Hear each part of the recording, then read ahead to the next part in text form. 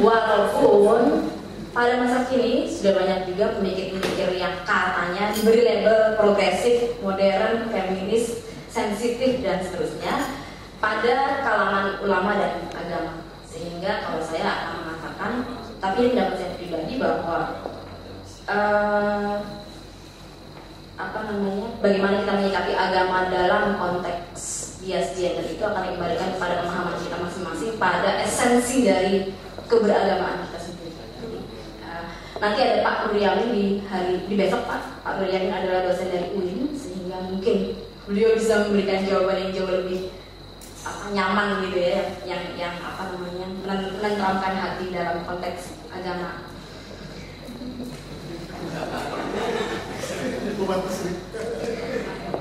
Ya, karena kalau ngomong agama 7 hari 7 malam kita diskusi nggak selesai juga gitu. Kemudian saya setuju bahwa memang feminis dalam kriminologi tidak pure kriminologi, memang itu diremesi oleh pemikiran-pemikiran feminis yang berkembang sepanjang masa.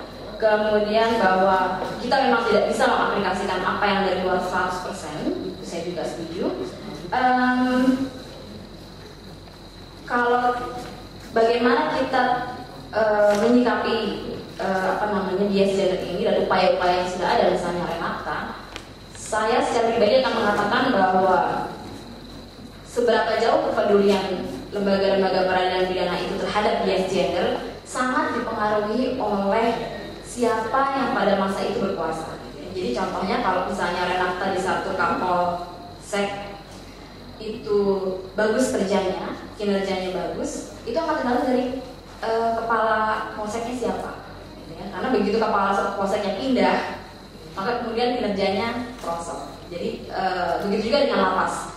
Tergantung kalapasnya. Kalau kalapasnya X misalnya, maka lapasnya akan baik, akan patuh HAM dan seterusnya. Tapi begitu kalapasnya pindah, maka kemudian lapasnya menjadi berbeda lagi. Jadi secara pribadi saya akan mengatakan bahwa kepedulian tentang bias gender ini masih sangat dipengaruhi oleh pribadi-pribadi orang-orang yang ada di lembaga-lembaga tersebut. Sehingga yang mungkin harus kita lakukan adalah yang masih dilakukan juga sampai saat ini adalah gender mainstreaming itu ya, di segala lini di negeri ini, kalau saya mengatakan seperti itu. Baik, mungkin itu saja Bapak dan Ibu. Oke, kita memulai tradisi Osmo, yakni mempertanyakan ulang dengan memakai contoh gender. Memakai contoh gender saja. Jadi kita boleh tidak bersepakat dengan isunya, tapi paling tidak kita mencoba untuk mulai berdebat, ya, berdebat tentang satu hal yang kita anggap selama ini sebagai yang benar, begitu loh. Dan saya kira tendensi itu akan terus terbawa pada setiap sesi berikutnya. Kita akhiri sesi ini, berikan aplaus pada.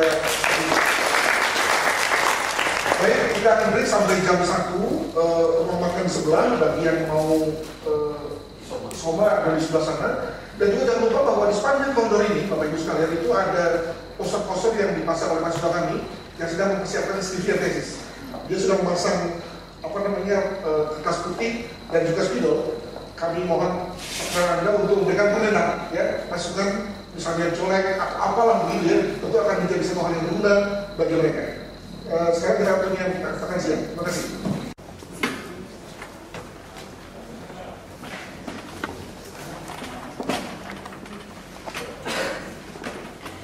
Baik,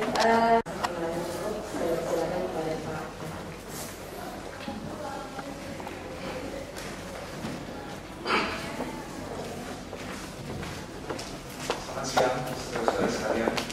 Saya cukup menarik, yaitu kriminologi modern versus postmodern. Dan kalau saya baca tuntunan dari workshop kita, itu memang cukup banyak bahan yang membicarakan tentang konflik dua paradigma ini dalam kriminologi.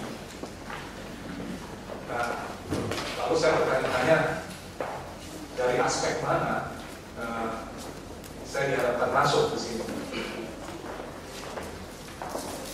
Tentu karena saya bukan seorang kriminolog seperti Anda semua, lebih dari latar belakang filsafat, maka saya akan membahas membahas dari latar belakang filsafat. Nah, aspek kriminologisnya memang saya baca dan juga sedikit banyak saya elaborasi pada siang hari ini.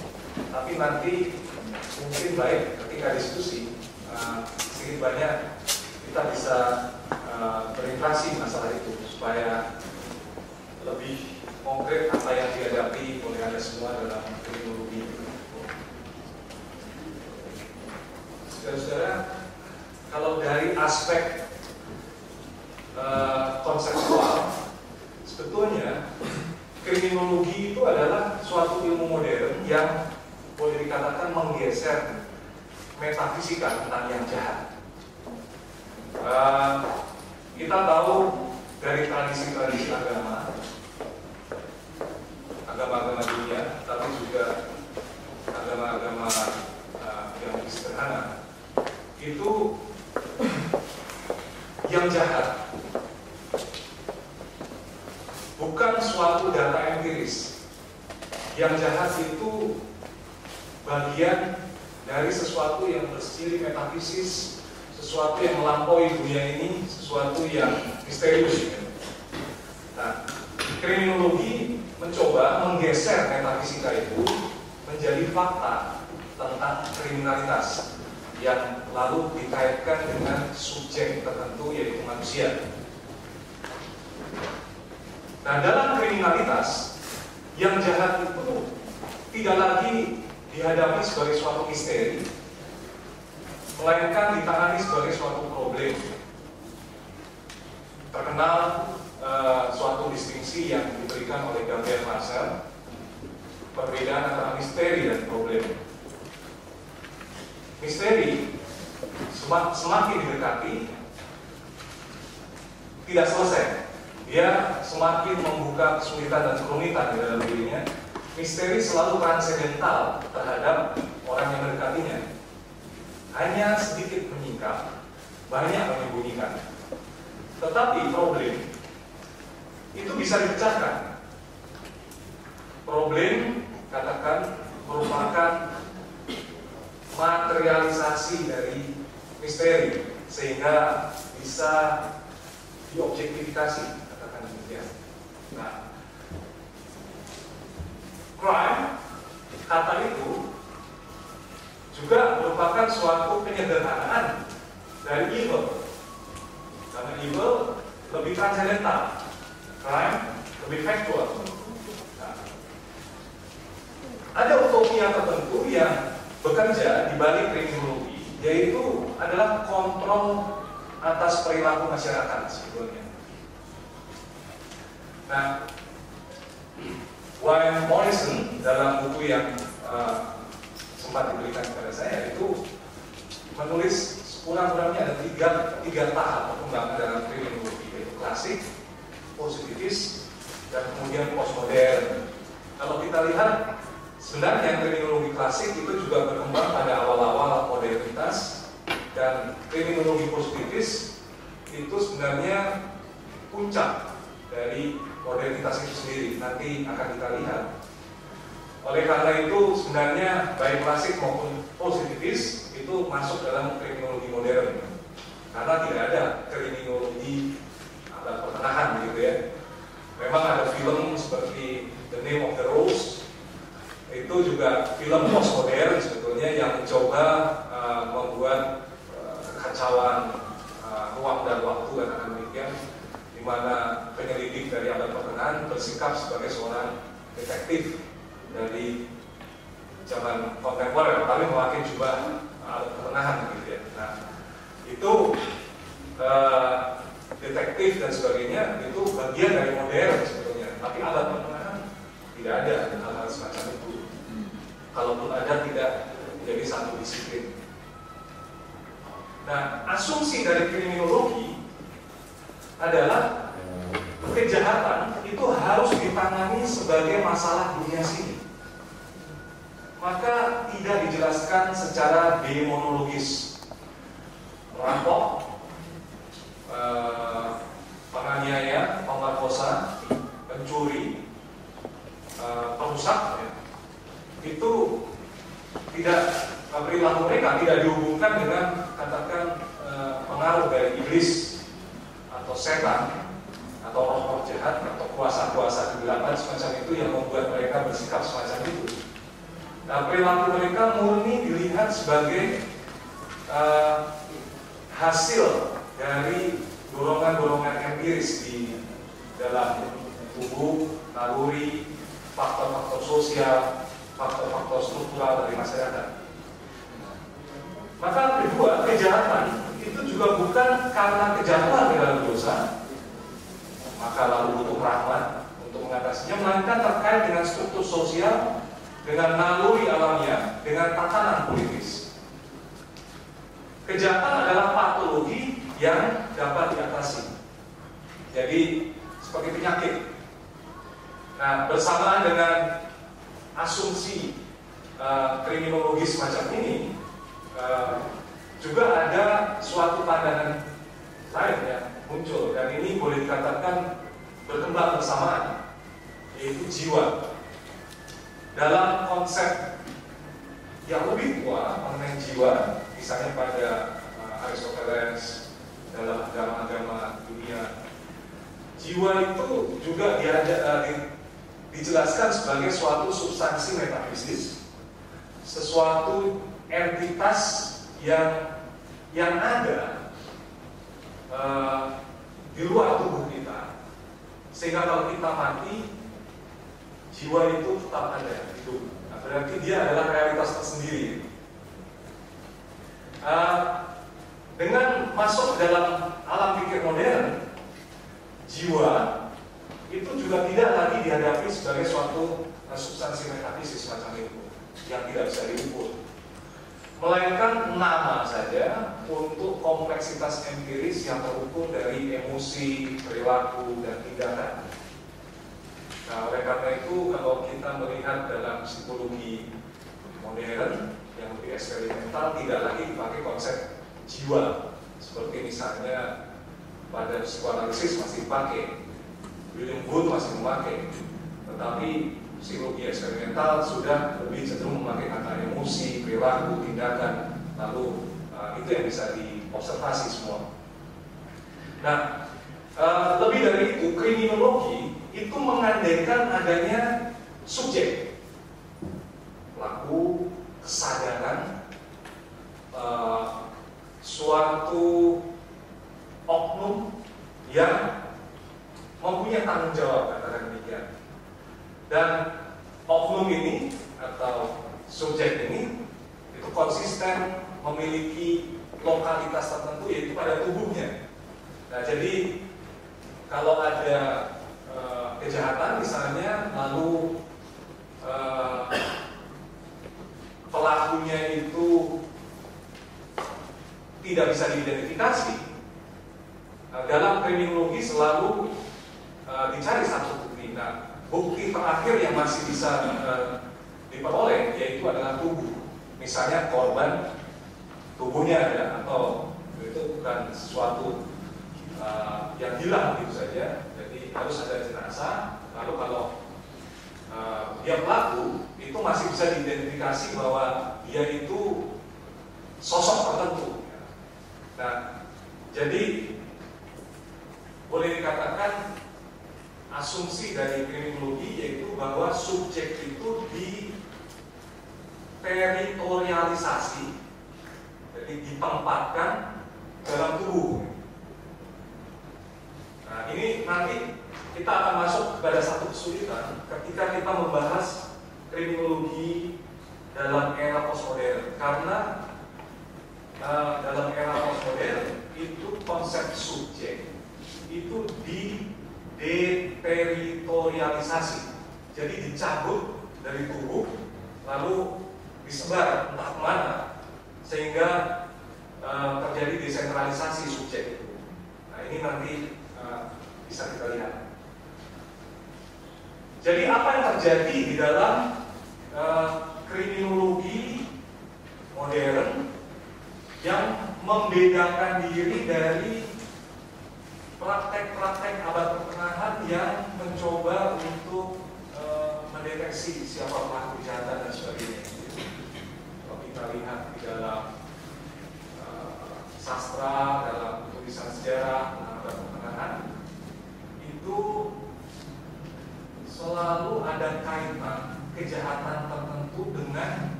paling jelas adalah kisah-kisah mengenai yang saya baca cukup banyak waktu itu, pengejaran tukang sihir di Eropa. Itu menarik. Jadi yang bisa dituduh sebagai tukang sihir itu selalu dengan kriteria tertentu. Misalnya, pertama dia perempuan saja. Kedua, dia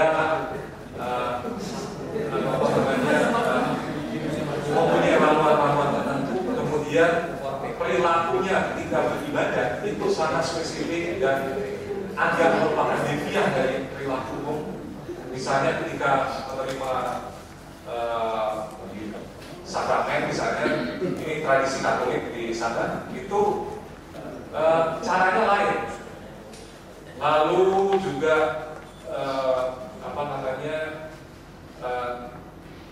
nada suara kadang-kadang juga ikut menjadi interpretasi.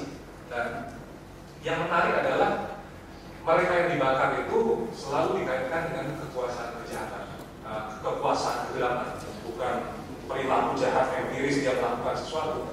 Dia bisa bersalah tanpa bukti empiris gitu. Jadi ada tetangga yang tidak suka, ya bisa saja dicap, di label sebagai hexe. Yang menarik, pada masa itu ada seorang penentang dari pengejaran hexe ini, tukang sihir, yang bernama Friedrich von Spee. Nah, dia mencoba dengan bukti empiris mau menunjukkan kaitan antara pengejaran hexe dengan kebudayaan. Dan dia temukan satu, bahwa pengejaran tukang sihir ini banyak terjadi di negara-negara yang dipengaruhi oleh Jerman, Belanda, dan Eropa Utara, tapi tidak Inggris. Tidak. Lebih ke ya sekitar itu. Jadi tapi terutama Eropa kontinental yang di bagian tengah. Nah, lalu dia berteori begini, kenapa hexe itu lebih banyak di negara-negara itu dan kurang banyak di negara-negara seperti di Italia, negara-negara yang lain gitu ya.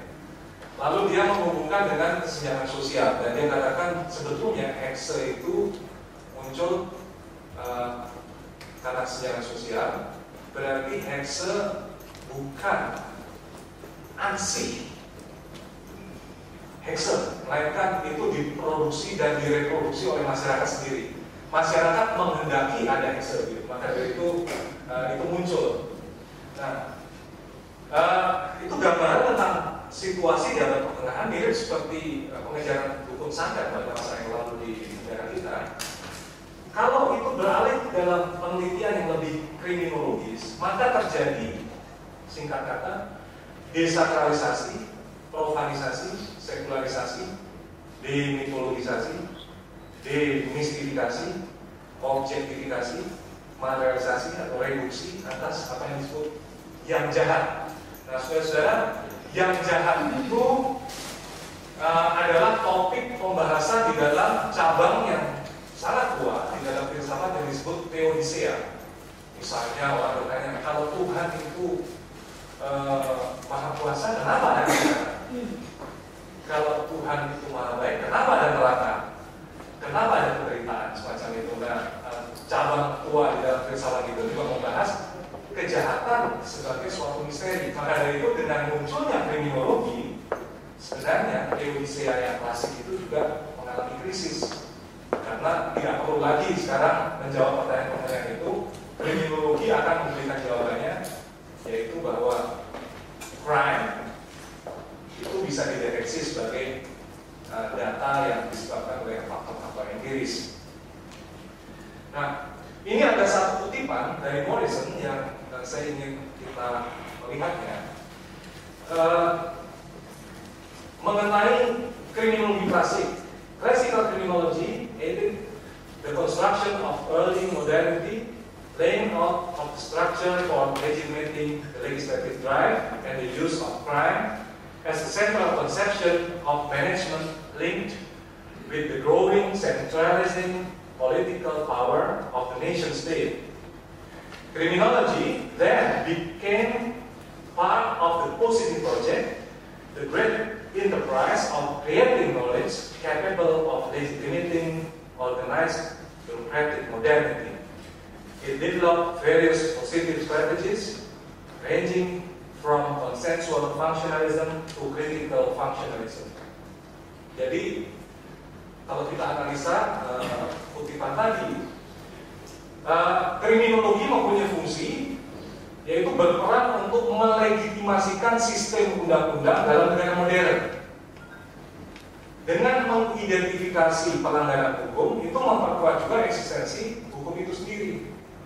Nah, patron yang cukup kuat di sini dalam pemikiran kriminologi klasik adalah Thomas Rawls, yang kemudian sedikit banyak juga dibaca oleh Beccari, dan dalam bukunya Leviathan, bahwa sebenarnya manusia itu makhluk yang agresif, mengejar kepentingan diri, maka di dalam satu sistem hukum kepentingan diri itu harus diseimbangkan dengan suatu sistem equilibrium.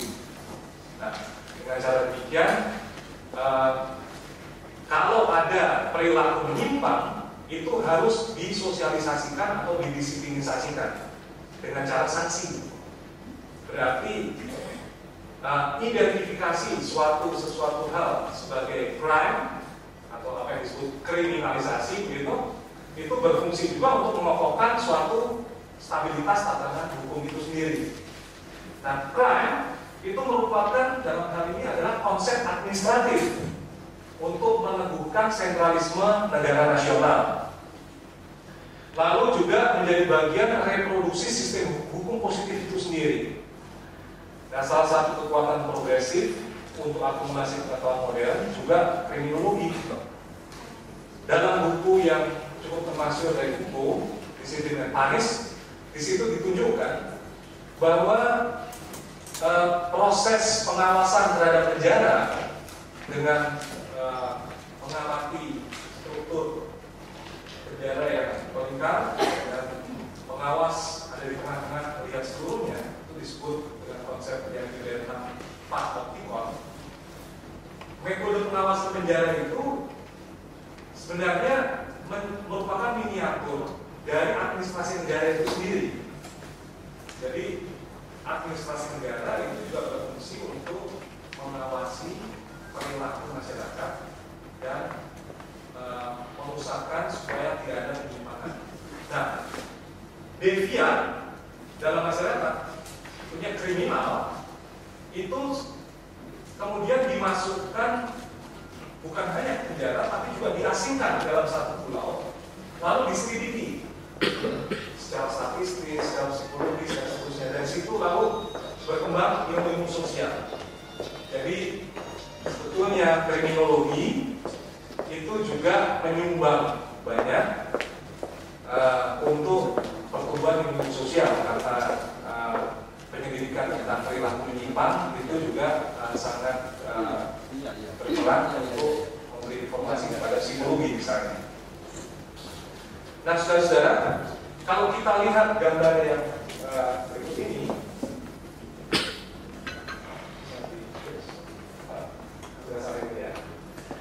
ini adalah lukisan dari Edward Munch. Anda perhatikan, ini adalah peta hasrat dalam diri manusia yang, maaf saja, memang Munch suka menggambar perempuan. Ini tidak gender bias ya, tapi saya hanya ingin menunjukkan bagian-bagian mana dari manusia yang menjadi sumber dari kontrol, gitu ya. Nanti itu ada imajinasi misalnya, lalu ada film musik dan seterusnya. Kemudian ada soal pendengaran, penglihatan, penciuman, ucapan, perabaan, macam-macam ya. Nah, ini semua di dalam sistem sosial modern itu harus dikontrol. Kalau perlu secara panoptis seluruhnya. Kalau Anda perhatikan perkembangan dalam ilmu modern, apa saja misalnya, psikologi sudah mendata semua penyakit jiwa. Setiap gangguan jiwa ada namanya. Kalau kita kita lihat kamus psikopatologi, sosiologi sudah mendata semua data interaksi dan jenis-jenis interaksi sosial, boleh dikatakan demikian. Memang masih berkembang. Jadi manusia itu ingin mengontrol semua. Nah, ini adalah ilmu modern. Nah, kriminologi itu tempatnya di mana? Ada utopia apa di situ? Utopianya kalau bisa adalah apa yang disebut yang jahat itu juga disoroti dengan terang rasionalitas sehingga bisa dikontrol, bisa diprediksi. Nah, film Minority Report mungkin pernah Anda lihat, itu adalah boleh dikatakan utopia dari kriminologi. Pada hemat saya, kita masih bisa diskusi. Minority Report adalah bercerita tentang keadaan masyarakat puluhan abad yang akan datang, begitu ya. Nah, di situ ada apa yang disebut prekop, yaitu orang-orang yang punya bakat untuk memprediksi masa depan. Itu ditangkapi dengan komputer, lalu bisa diproyeksikan, lalu bisa mengetahui akan terjadi kejahatan apa di masa datang. Nah, ini adalah data yang bagus untuk polisi. Sebelum kejahatan itu terjadi, suatu organ di dalam kepolisian yang terhubung dengan prekop itu akan segera merespon. Tidak seperti yang sekarang terjadi, kejahatan terjadi baru merespon. Ini sebelum. Nah, ini adalah utopia dari kriminologi. Nah, utopia lain adalah apa yang ditemukan di dalam peta dari otak itu sendiri. Jadi kalau bisa dalam struktur otak juga ditemukan lokasi-lokasi yang menyebabkan perilaku menyimpang, residivis dan sebagainya, sehingga kalau bisa dimanipulasi pada otak itu sehingga pasien, boleh dikatakan demikian, tidak lagi melakukan kejahatan. Nah, ini sebetulnya kontrol perilaku. Nah, kalau kontrol perilaku, kontrol hasrat. Kita akan kembali pada gambar ini supaya Anda perhatikan ini, semua hasrat ini ditekan, dikendalikan, disosialisasikan, didisiplinisasikan karena dianggap berbahaya. Sebenarnya apa yang disebut rasionalisasi dalam masyarakat modern dan modernitas itu sendiri boleh dikatakan juga kelanjutan dari ciri-ciri agama-agama dunia sebetulnya yang juga ingin mengontrol hasrat. Nah, oke. Kenapa harus bicara ini? Karena nanti kita akan bicara tentang hal-hal yang berhubungan dengan hasrat itu. Nah, ilmu-ilmu sosial itu berkembang terus. Nah, memuncak pada abad 19 dengan Augustin. Dia berbicara tentang hukum 3 tahap, yaitu teologis, metafisis, positif. Nah, Anda perhatikan baik-baik bahwa positivisme itu hanya mengakui pengetahuan yang bersifat faktual. Nah, maka kriminologi juga termasuk dalam ilmu-ilmu positif itu. Nah, saya skip. Kriminologi merupakan bagian dari tatanan ilmu positif yang juga berupaya untuk membangun sistem prognosis perilaku manusia. Dalam kriminologi positivis yang sebetulnya adalah kelanjutan dari yang klasik, menjadi lebih radikal, crime itu dilihat sebagai data empiris yang tidak hanya melekat pada perilaku, lalu diselidiki oleh psikologi behaviorisme misalnya, melainkan juga pada sistem saraf ya. Yang tadi saya katakan, lalu kalau bisa ada riset mengenai saraf, mengapa ada orang yang sangat tendensius pada kejahatan misalnya. Kalau bisa ada obat yang mempengaruhi untuk perilaku yang lebih baik. Nah, mulai masuk di dalam pertengahan abad 20, kita masuk ke tema kita di sini. Kita masuk dalam satu era yang sama sekali berbeda boleh dikatakan demikian. Memang masuknya agak pelan-pelan. Kita di Indonesia diskusi mengenai postmodernisme itu muncul ya tahun 80-an, 90-an. Waktu itu cukup heboh. Tapi sebenarnya sudah dimulai sejak tahun 60-an pada arsitektur. Bahkan awal abad 20 sudah ada orang yang mulai seperti Spengler mulai membicarakan tentang masyarakat gaul yang disebut pasca modern atau postmodern. Ini kutipan dari Morrison. In postmodernism, the relatively well-established foundations of viewing society, self, and community constructed within the context of industrialism have been radically shaken, if not toppled completely. Jadi, society, self, dan community yang berkembang dalam era industrialisasi dan itu modern. Nah, yang terjadi adalah begini, masyarakat kontemporer itu telah beralih dari tahap industri ke tahap informasi. Ya memang kalau sampai pada definisi begitu lalu menjadi rumit. Kalau orang tanya apa itu postmodernisme, itu akan muncul ratusan definisi mengenai itu. Dan cara yang paling baik adalah melukiskan proses perubahan apa seperti yang terjadi, lalu kemudian dari situ kita bisa menarik kesimpulan tertentu yang bersifat definisional mengenai apa itu postmodern. Jadi yang pertama adalah peralihan dari tahap industri ke tahap informasi. Itu adalah peralihan yang sangat signifikan.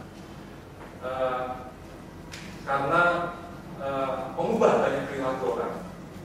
Lalu juga ada liberalisasi dan globalisasi ekonomi yang mengarah pada sistem dunia pasar bebas, mengakibatkan hilangnya batas-batas negara nasional. Tapi bersama dengan itu juga terjadi regionalisasi dan partikularisasi di berbagai tempat. Ada tegangan di situ. Lalu demokrasi disertai dengan pluralisasi language game. Nah, salah seorang penulis yang mencoba mengidentifikasi gejala-gejala baru ini adalah Grotta. Kalau dia diminta untuk mendefinisikan apa itu postmodern atau postmodernisme, dia singkat-singkat mengatakan postmodernism is this belief to grand narrative. Jadi dia tidak percaya atau ketidakpercayaan kepada grand narrative. Nah,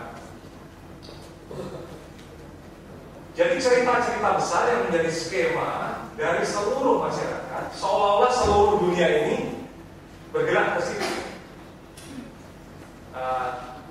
Cerita-cerita besar itu misalnya seperti kalau di dalam filsafat itu dialektika roh dari Hegel.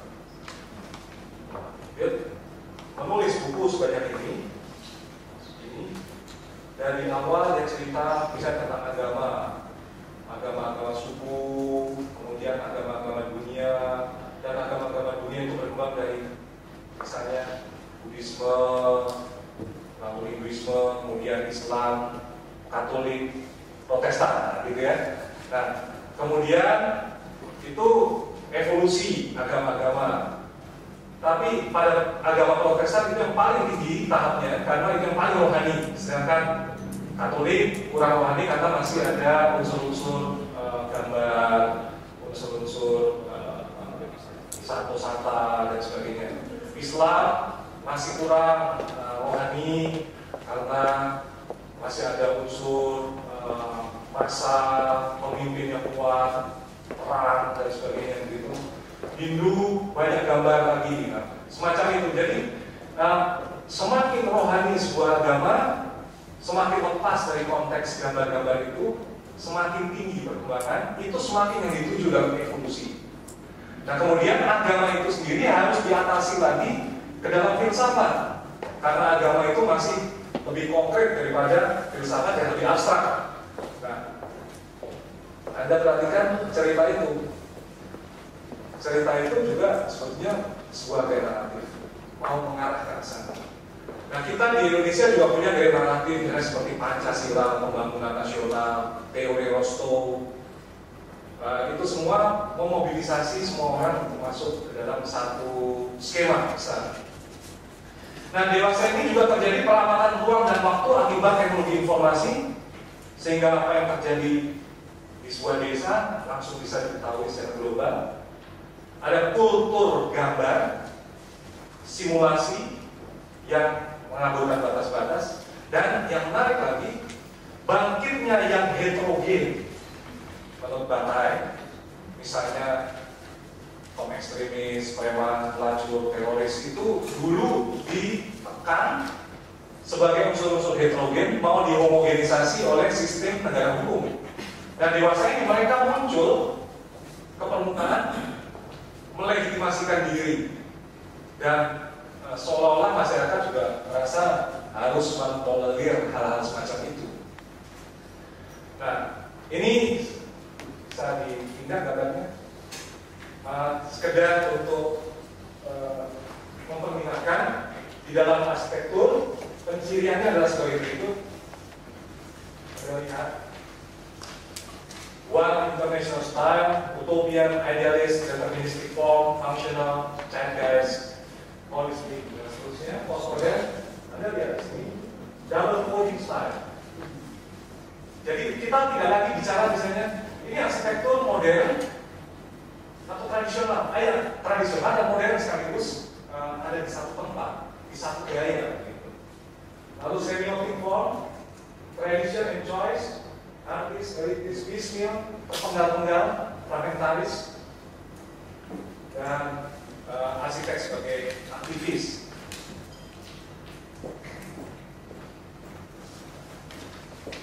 Lebih tajam lagi di sini ada banyak hal. Ada lihat ini modern semua, anti metafor, anti human, serius modern itu. Cenderung mentotalisasi, cenderung mendisiplinkan semua, rasionalisasi semuanya. Sedangkan kalau melihat postmodern lebih lentur, misalnya pro human, pro simbolik, pro metafor, pro representation, ya. Ada kompleksitas, hybrid expression itu diterima dalam seni yang bersifat postmodern. Nah, jadi secara epistemologis, kriminologi tidak hanya beroperasi dengan pemahaman tentang tatanan sosial atau hukum, melainkan juga dengan konsep tentang moral agent, ya. Misalnya manusia, ego, self, subject, ya. Maka ketika masyarakat itu berubah dan pemahaman diri manusia itu berubah dari modern ke postmodern, kriminologi juga menghadapi tantangan fundamental untuk mengubah paradigma berpikirnya tentang moral agent. Ingat baik-baik moral agent ini yang menjadi persoalan. Sebetulnya apa itu moral agent? Moral agent itu adalah konsep modern sebetulnya, bahwa manusia itu bertanggung jawab atas tindakannya, bahwa manusia adalah subjek bagi sejarah, bahwa manusia itu rasional dan mempunyai otonomi dalam dirinya. Maka kalau dia melakukan kejahatan, dia melakukan atas dasar intensi bebasnya. Dia sadar penuh melakukan kejahatan. Kalau anak-anak melakukan kejahatan, sulit diminta pertanggungjawaban, maka lebih banyak diterima misalnya.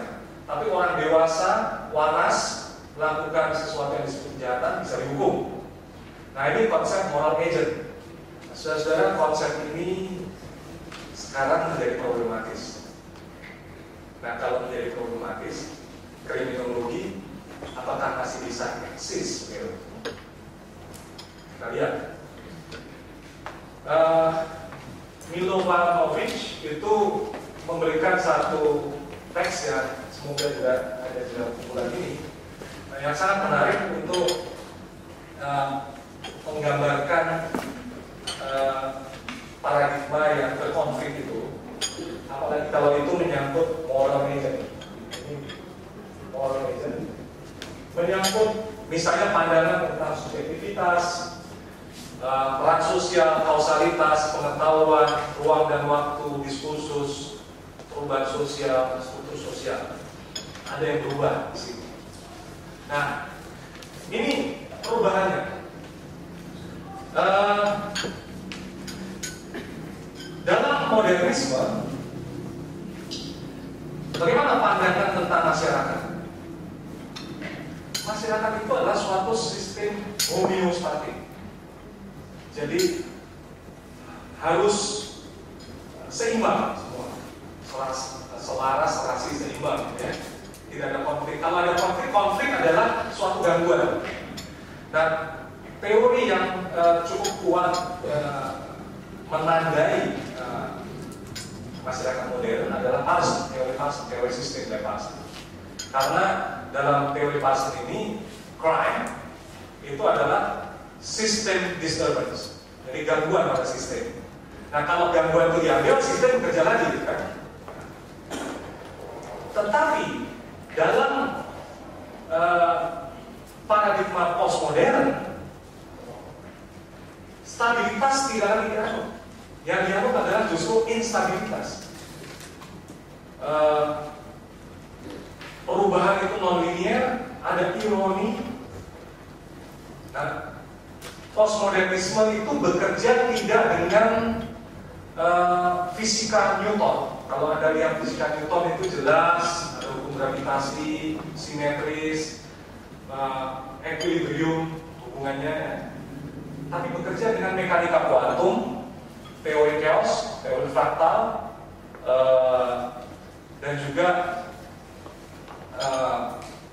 teori organisasi diri dan seterusnya. Jadi itu kelihatan bahwa yang dilihat oleh para pemikir postmodern, masyarakat itu tidak ditandai oleh equilibrium, oleh reduksi tegangan-tegangan, melainkan justru lewat perubahan, aliran, kontingensi dan seterusnya. Nah, mengenai perang di dalam paradigma modern, perang itu adalah sesuatu yang ada tinggal diambil. Artinya ada hierarki. Nah, dalam struktur hierarki itu kita tinggal masuk, memegang peran apa di dalam hierarki itu. Tetapi dalam paradigma postmodern, perang itu dibuat, harus dibuat. Hierarki itu tidak perlu, karena setiap hierarki itu menindas. Ya. Kalau Anda baca teks-teks yang ada di sini, saya sempat tadi bolak-balik, semua mengatakan sebetulnya paradigma modern meskipun rasional itu menindas, teroristis. Ya. Satu tulisan yang menunjukkan paradigma modern itu adalah tulisan Weber on Bureaucracy, tentang birokrasi.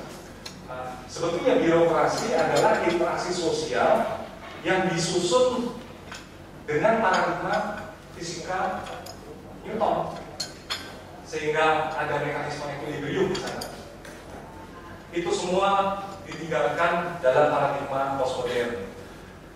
Sementara modern itu bersifat sentripetal menuju ke pusat, postmodern justru meninggalkan pusat.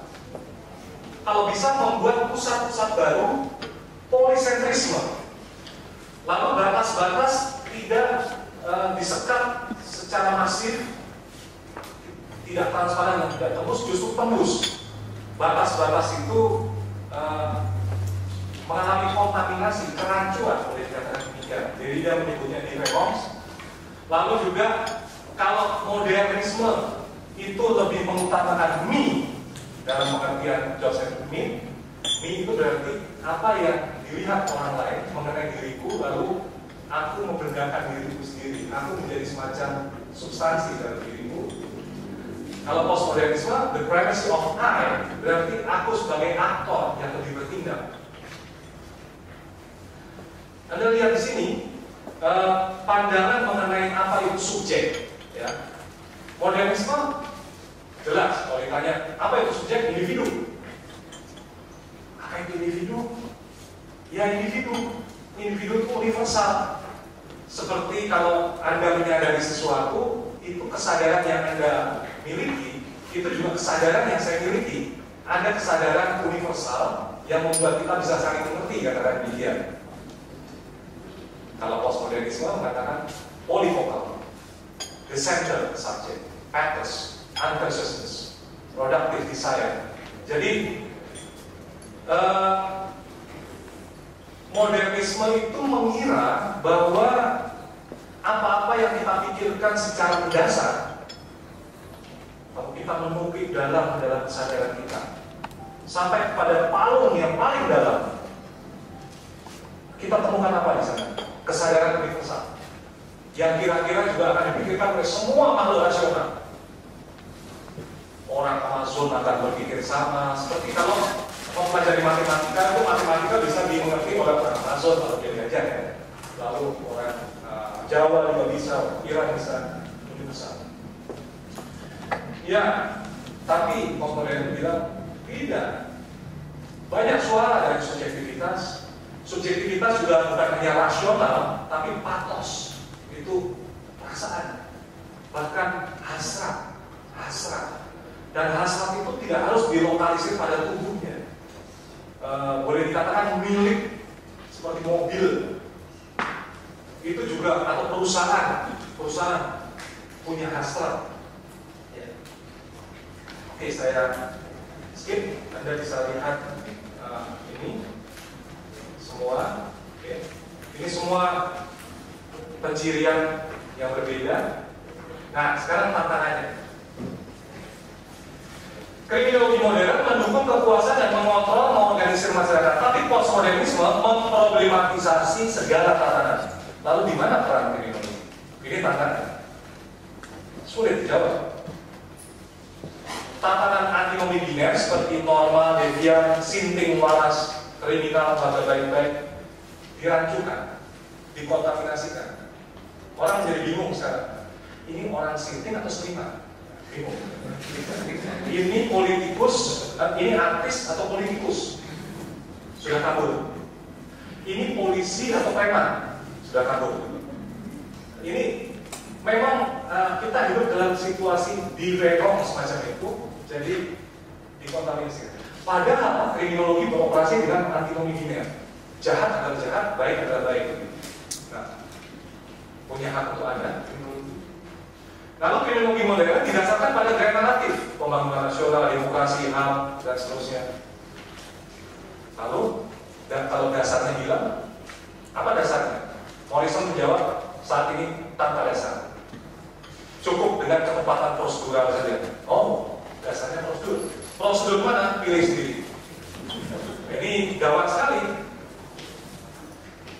Nah, sekarang gini. Kita bicara tentang concernnya. Kriminologi mulai memperhitungkan, harus mulai memperhitungkan dewasa ini, postmodern, situasi hermeneutis, yaitu mengidentifikasi masalah menurut konteks kultural. Maka muncul relativisme, bahkan sampai nihilisme. Lalu kriminologi harus concern juga dengan menjadi sensitif terhadap kontingensi. Jadi kejahatan tidak inheren, tapi merupakan produk sistem rasional misalnya. Kriminologi bekerja secara multidisipliner untuk menangkap aneka kemungkinan pemahaman tentang crime itu sendiri akibat dekonstruksi dari oposisi biner. Ya. Lalu variabel gender harus diperhitungkan. Lalu harus mengubah cara melihat orang agent bukan sebagai coherential, tapi sebagai modular man. Ini saya ringkaskan apa yang disebut modular self. Itu adalah moral agent dewasa ini. Jadi suatu kedirian yang konsumtif, kembali pada simbol-simbol status pra-modern, namun berbeda dari manusia pra-modern yang melekat pada status. Sekarang status menjadi pilihan. Jadi kalau Herman Kertajaya mengatakan kalau punya sepatu jangan hanya dua, sepasang. Lusinan. Ada sepatu untuk golf, ada sepatu untuk party, ada sepatu untuk perundingan, ada sepatu untuk sekolah, ada sepatu macam-macam. Supaya Anda menjadi orang yang berbeda-beda dengan sepatu itu. Nah ini adalah model besar. Modulasi itu seperti musik beralih dari nada ke nada lain. Nah, lemah di hadapan tawaran-tawaran pasar sehingga kebutuhan untuk menjadi otentik terkendala oleh struktur objektif. Menyerahkan diri pada simulacra, virtualitas, dan jejaring simbol yang diproduksi oleh internet pasar, lalu memiliki rasa realitas yang fragmentaris, dangkal, dan serba sementara, mengalami decentric subject, lalu ada macam-macam subjek yang muncul, subjek gay, subjek etnis, subjek religius, macam-macam. Nah, kembali pada gambar ini, kalau dulu ditekan dalam situasi postmodern dibiarkan muncul, bahkan ini menjadi komponen untuk kreativitas katakan demikian. Jadi bukan hanya tatanan hukum terancam oleh kompleksitas baru, tapi juga eksistensi teknologi itu sendiri. Oke, ya saya mungkin akhiri sampai di sini, nanti kita diskusi sebentar. Bapak dan Ibu. Pertama tanya, mengenai tubuh dulu sebentar. kalau ada mau mobil-mobil langsung aja lah, nggak usah pakai ngomong-ngomong, jadi asal-asalkan tadi. Karena kita juga dikejar waktu juga sudah menunggu ya. Mungkin sebenarnya dari kita sudah ada waktu lagi, sehingga kalau lagi diperkenalkan, semua sudah tahu. Dia akan membahas materi mengenai phishing. Mungkin tone-nya kadang-kadang juga agak beda dengan tadi yang dikatakan oleh Dr. Franky. Ini kami persilakan kepada Prof. Lali untuk memberikan materi sekitar 20 menit atau 30 menit bersama, lalu kita sambung dengan Tayo. Prof. Lali dipersilakan. Assalamualaikum warahmatullahi wabarakatuh. Terus kalian, saya seorang kriminalis, kriminal tapi kriminalis, orang pidana. Tapi saya selalu tertarik pada kriminologi, karena kriminologi sebagai model satu kriminalis berperan itu selalu memperkaya, mengkoreksi apa yang kita lihat sebagai legal definition of crime yang banyak sekali tidak kadang-kadang banyak kelemahan. Dan dalam hal ini perlu saya sampaikan bahwa sekalipun saya berada di pemerintahan, tapi saya selalu menyempatkan diri untuk kampus di Unpad, di Undip atau di sini, karena kampus bagi saya ada daya tarik tersendiri. Karena mahasiswa saya yang tercari bukan nuansa memang hidupnya itu di kampus dari Indonesia cinta muda. Baik, saudara sekalian, saya diminta judul sesuatu yang tidak mudah, posisi kriminal. Jadi ini kaitan dengan suatu perbenturan antara apa yang disebut sebagai risiko kriminologi dan war making kriminologi. Jadi kalau war making bisa kita ketahui di dalam konsep justice selalu negara juga melakukan suatu state finance sebagai perpidana dan sebagainya, dan mendikte dalam sistem konsensus. Karena peacekeeping ini ada pengaruhnya dengan dari postmodernisme tadi, membangun suatu bentuk sistem peradilan atau penyelesaian konflik dalam kasus tindak pidana itu dengan membangun suatu kondisi kedamaian. Baik, yang pertama, ya. Jadi peacemaking criminology atau PC ini merupakan subsistem analisis dari kriminologi abad 21 yang merupakan gerakan. Jadi kalau dikatakan teori, saya kira kriminologi suatu movement atau gerakan perang kekerasan terhadap penindasan ketidakadilan sosial dan kekerasan yang selama ini dikaji dalam kriminologi. Sisi peradilan pidana dan masyarakat secara keseluruhan. Jadi peacemaking criminology melihat kejahatan sebagai produk suatu struktur sosial yang menempatkan beberapa kelompok masyarakat pada posisi disadvantage, tidak menguntungkan, membuat orang berlawanan satu sama lain, dan menyebabkan terjadinya kekerasan. Jadi peacemaking criminology ini merupakan proses dialektika antara pendekatan adversary system atau adversarianism, perlawanan atau rumusan seperti di dalam sistem peradilan itu, sistem inquisitor itu pada hakikatnya seperti adversary system, perlawanan antara negara dan bersama, dan kebersamaan atau mutualisme. Jadi peacemaking ini nanti akan bicara tentang masalah mutualisme, sedangkan yang kita persoalkan di dalam sisi peradilan pidana dalam retributive justice itu adalah adversarialism yang kita ingin bangun. Orang boleh setuju atau tidak, tapi sebagian dari peacemaking criminology itu bisa diterapkan dalam konteks restoratif justice.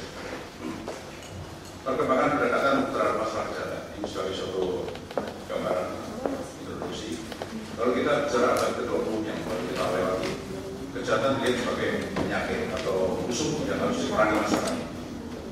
Jadi muncul pendekatan yang dramatis seperti istilah making approach yang digunakan politisi dan pemerintah seperti war on poverty, war on drugs, war on crime, war on terrorism, dan sesuatu yang menggambarkan yang sudah ada adversarianism.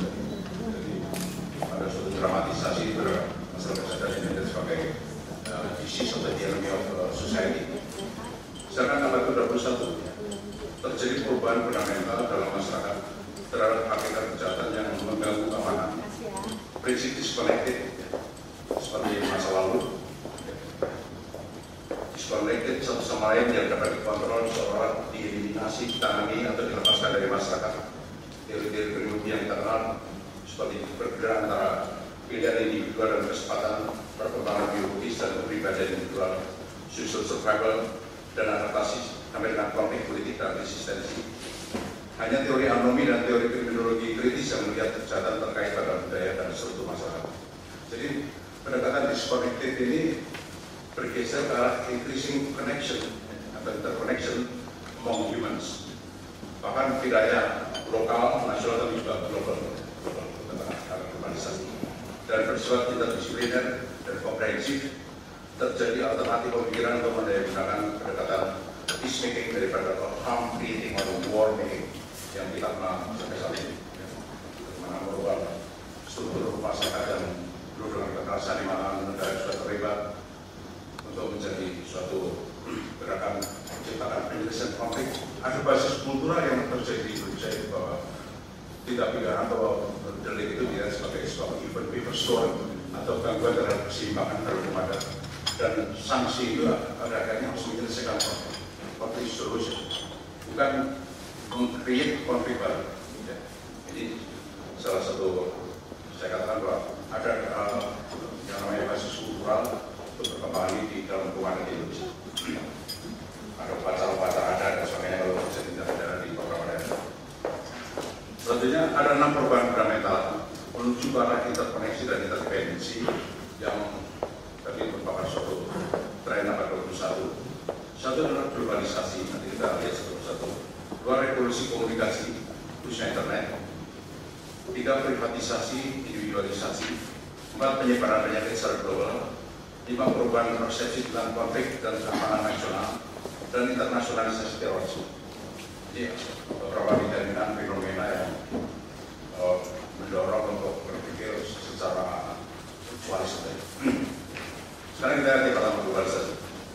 Beberapa yang tahu masalah ini. Jadi globalisasi pada dasarnya merupakan suatu proses di mana masyarakat berbuat atau bereaksi terhadap isu-isu yang berkenaan dengan hal yang berada di luar masyarakatnya sendiri.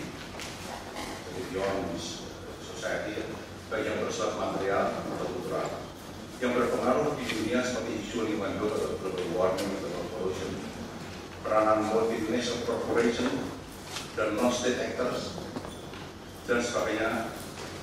Jadi kalau kita lihat pada masa lalu, memang peranan state actors itu sangat wajar di dalam konflik. Tapi dalam perkembangan kemudian non-state actors seperti kelompok-kelompok teroris, seperti pengusaha-pengusaha yang tidak bertanggung jawab dalam global warming, dan non-state actors yang juga bisa membayangkan keamanan manusia. Globalisasi juga mencerminkan international universalism. Apa yang terjadi di suatu bagian dunia akan berpengaruh terhadap bagian dunia yang lain. Pendekatan lintas bangsa dan budaya, pengakuan terhadap diversitas budaya, ini harus dilakukan. Jadi ini sangat berpengaruh menjadi kita di dalam kehidupan umum. Dan incorporated menjadi suatu masyarakat dunia tunggal, global society di bidang ekonomi, barang, jasa, dan mobilitas manusia, politik, sosial, budaya, lintas negara, benua, serta berandungi. Secara bersamaan terjadi apa yang dinamakan balkanisasi. Jadi balkanisasi dan globalisasi itu merupakan suatu pasangan yang kita alami. Seperti yang terjadi di former Yugoslavia dan Indonesia juga dulu diramalkan akan terjadi setelah reformasi ternyata tidak. Jadi apa yang disebut sebagai globalisasi, sistem nilai, politik, ekonomi, sosial itu akan disertai dengan proses balkanisasi. Kenapa terjadi demikian? Sebagai lawan globalisasi, tapi juga sebagai merupakan bagian globalisasi, lawan dari sebagian. Yang ini pecahnya suatu negara bangsa menjadi kesatuan-kesatuan etnik kemerdekaan dan kedaulatan. Mereka tidak mau tunduk kepada kebiasaan, bahasa, dan hukum serta sisi peradilan yang secara original bukan dari mereka. Maka pencalonan negara Yugoslavia menjadi negara kecil-kecil dan beberapa wilayah di Afrika antara globalisasi dan balkanisasi. Ini sangat kriminologi. Nanti kita lihat. Globalisasi bersifat kriminologi. Jadi dengan perkembangan corporate behavior itu terjadi corporate violence dalam masalah lingkungan hidup, kasus kopal, kasus masalah-masalah yang berkaitan dengan makanan beracun dan sebagainya. Terjadi corporate crime, corporate violence itu terus timbul karena pengaruh MNC, globalisasi, kemudian masalah lingkungan hidup, perpajakan dan sebagainya, dan mengganggu sisi politik negara. Dua, globalisasi komunikasi, positif dan negatif. Ya, otomatis karena persyaratan semakin tinggi dalam profesionalisme menimbulkan job stress, muncul cyber crimes, internet atau terorisme, digital warfare. Ya. Di militer sekarang ada yang namanya digital warfare, perang digital. Ya.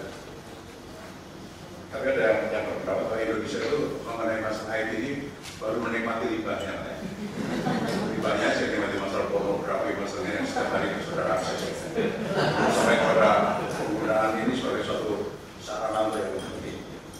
Globalisasi komunikasi ini menjadikan dunia semakin terkoneksi, tertarik. Kemudian privatisasi dan individualisasi di bidang transportasi, komunikasi, energi, bahkan law enforcement, munculnya yang namanya Blackwater di Iran dan sebagainya, tentara bayaran mercenaries yang mengutamakan profit pemegang saham daripada kepentingan umum dan sosial. Globalisasi penyakit akibat mobilitas sosial HIV/AIDS seperti di Indonesia itu karena kelaparan pulau-pulau dari Thailand, dari mana-mana banyak HIV di Papua itu, Mandai Papua bisa cerita. Tapi di Papua Jakarta itu juga luar biasa. Jadi ada yang laki-laki perempuan, laki-laki perempuan ada. Akibat mobilitas sosial yang tinggi, horizontal, HIV, SARS, bahkan sebagai alat terorisme seperti antraks dan sebagainya. Itu mengenai penyakit. Kemudian 5, perubahan habitat konflik. Habitat konflik dulunya kita selalu bicara waktu perang dingin itu yang disebut sebagai konflik simetrik. Simetrik itu antar negara. Jadi state centric, simetrik. Negara membahayakan negara yang lain. Tapi setelah berakhirnya perang dingin, justru muncul suatu bahaya baru, bisa kejahatan, bisa keamanan yang asimetrik, yang sifatnya non-state centric, di mana peranan non-state actor di dalam membahayakan keamanan suatu negara sebagai besar. Berupa misalnya masalah. Jadi kalau kita lihat yang disebut traditional atau non-traditional security threat atau asimetrik ini ada 3 macam. Satu, national disasters, yang man-made itu berwarna itu karena kelaparan manusia. Kemudian karena globalisasi yang menimbulkan global injustice, segala terpuruknya negara-negara berkembang.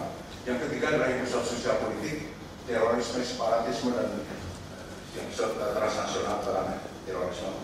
Maka bisa juga merupakan konflik internal perang saudara dan muncul tentara bayaran mercenaries.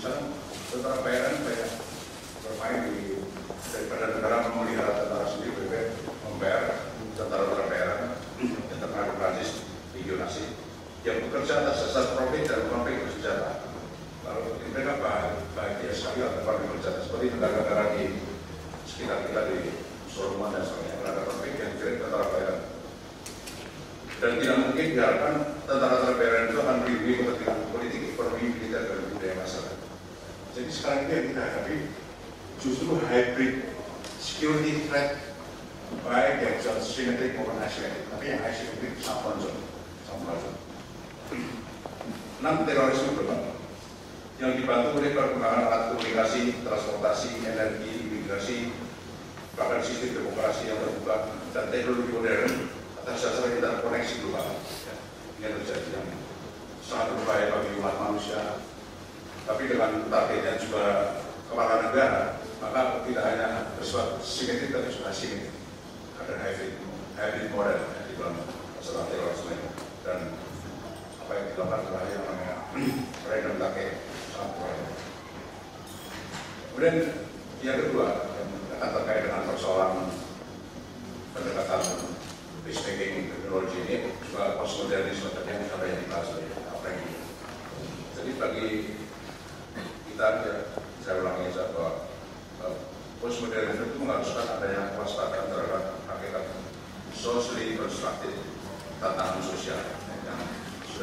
establish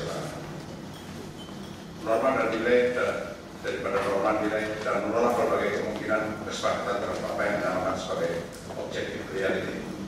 Jadi objective reality yang sebenarnya bersifat interpretif bisa ditafsirkan.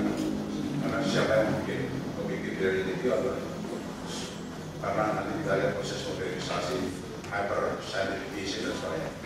Kebenaran objektif secara fundamental harus dipertanyakan. Sebab pengetahuan sudah subjektif dan dibentuk oleh pribadi, budaya, dan pandangan publik. Kejahatan dilihat tidak hanya mencakup definisi yang diberikan oleh hukum, itu definition of crime, tapi juga keseluruhan masyarakat sebagai sumber kejahatan, seperti yang dicetak oleh lembaga-lembaga masyarakat, seperti lingkungan kerja, birokrasi, pemerintah, hukum, dan keluarga.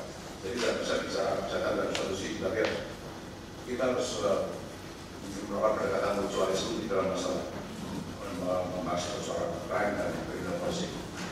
Kemudian postmodernisme sebagai cara berpikir atau gerakan yang timbul dari periode skeptisisme terhadap ilmu pengetahuan yang mengklaim ilmu pengetahuan itu selalu mengklaim bahwa rasionalisme dan metode objektif dapat digunakan untuk menemukan pengetahuan dan kebenaran. Claims to truth itu pada periode modern ya, bahwa claim to truth itu selalu dilihat atas dasar sains yang seolah bisa menjadi alat benar dari kebenaran. Dan selanjutnya dapat memecahkan masalah masyarakat dengan label modern era yang mengutamakan berdaya guna ilmu pengetahuan. Dan banyak masalah-masalah modern telah diperburuk melalui sains dan teknologi seperti ancaman nuklir yang sangat pusat, perang kuman, polusi, perlipisan ozon dan holocaust yang terjadi di Jerman pada masa lalu. Jadi ada dramatisasi dengan ilmu pengetahuan yang menyebabkan orang menjadi khawatir karena hal yang soal bersumber ilmu yang justru menimbulkan suatu kekhawatiran. Kemudian postmodernisme merupakan pergeseran yang menjauhi dominasi pengetahuan ilmiah yang didominasi kekuatan elit yang mengklaim memiliki pengetahuan untuk memutuskan. Jadi suatu power untuk decision yang mengklaim bahwa itu sesuatu yang benar dengan dibantu oleh pengetahuan ilmiah. Kemudian postmodernisme menolak pembedaan berbagai pengetahuan, khususnya scientific knowledge dan common sense knowledge. Itu ada suatu diskriminasi, ada suatu distinction, ya. Seolah bahwa scientific knowledge itu sesuatu yang penting dan memarginalkan yang namanya common sense knowledge.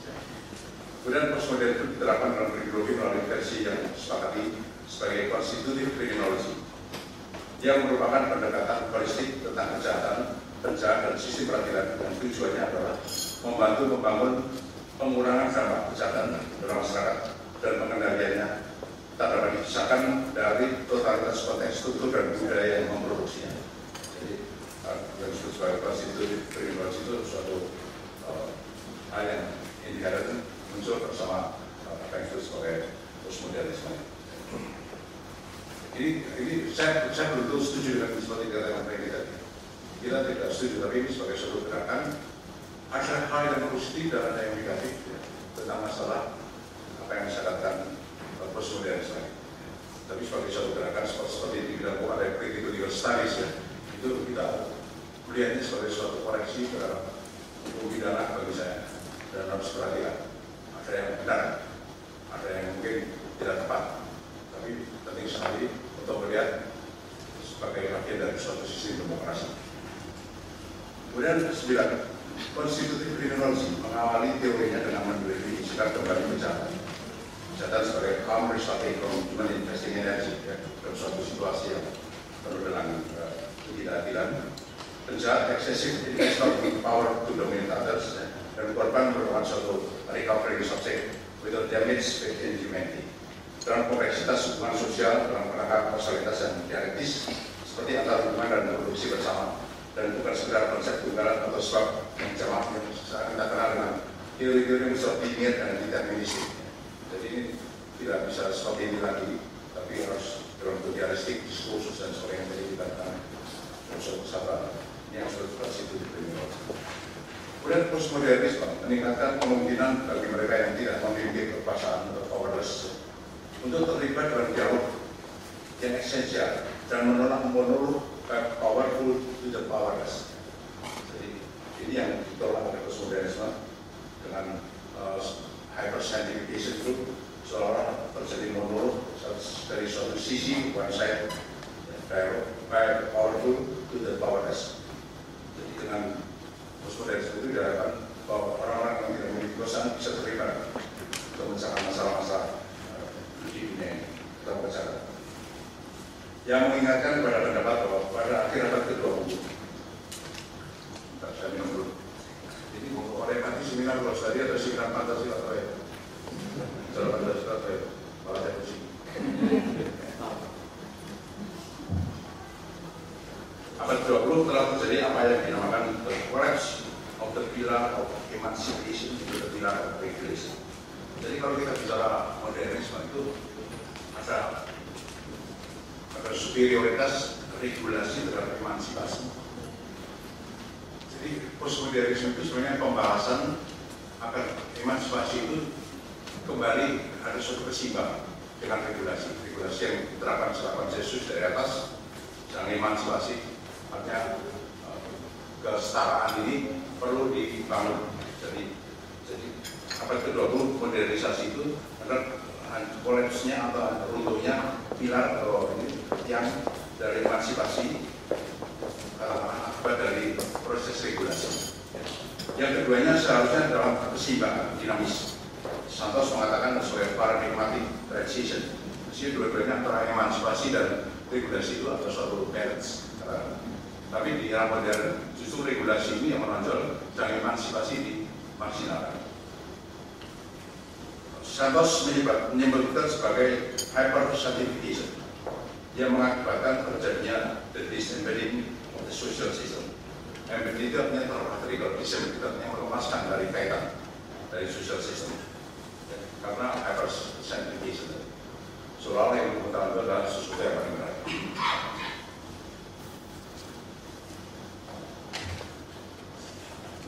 Kemudian critical legal studies, ya, CLS,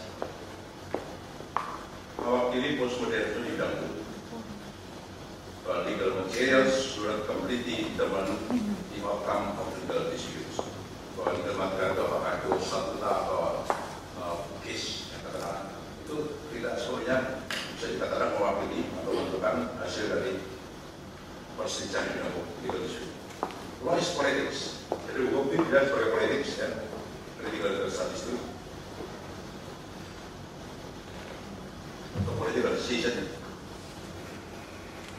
Dan politik itu sudah tahu sendiri bahwa itu suatu perebutan alokasi kawasan dalam masyarakat untuk menguasai legislation dan policy. Berarti ada suatu kepentingan yang menonjol di situ. Jika law is politics itu artinya suspected law tends to serve the interest of the wealthy and the powerful by protecting them against the demands of the poor. Jadi ada suatu kecenderungan bahwa hukum itu akan melayani kepentingan orang kaya, orang yang berkuasa terhadap tuntutan dari orang yang tidak punya atau kelompok sampai tentu kelompok marginal.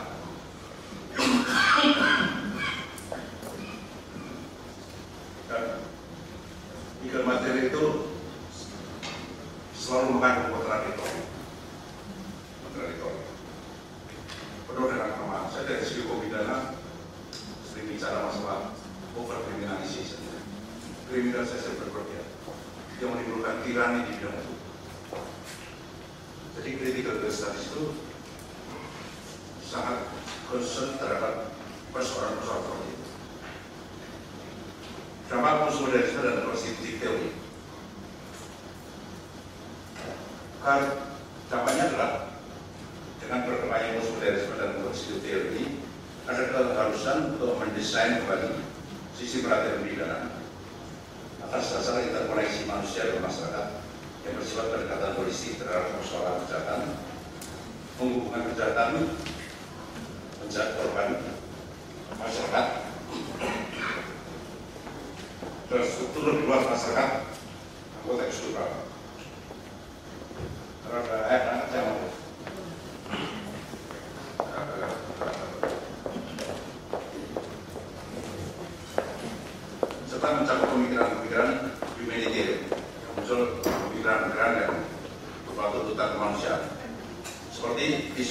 peacemaking itu merupakan pendekatan tanpa kekerasan atau pendekatan yang sifatnya non-violence. Kemudian ada gerakan abolisionis yang muncul pada tahun 80-an menuntut penggantian dari sistem dan teori yang ada dalam bentuk deklarasi. Deklarasi itu artinya menghilangkan percara. Ada konferensi COPA di Amerika, kita disebutnya Conference on the Prison Abolition, deklarasi. Diversi itu menghindari proses peradilan yang formal, tapi diganti dengan pendekatan yang informal. Kategorisasi kategori hukum yang dianggap titik dari atas seolah-olah sifatnya adalah konsensus yang datang dari atas, bukan atas dasar asensus model kesepakatan, tapi orang rakyat atau masyarakat dipaksa untuk menerima hasil konsensus dari kekuasaan.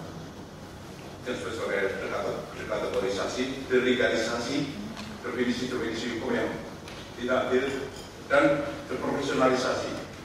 Sedangkan tempat di dalam itu seolah-olah dikuasai profesional yang seolah cari perhatian sendiri. Jadi kalau lihat diskusi di TV itu tentang masyarakat, ini pakar apa mahar ya? Dan kita pikir itu ya profesionalisasi itu.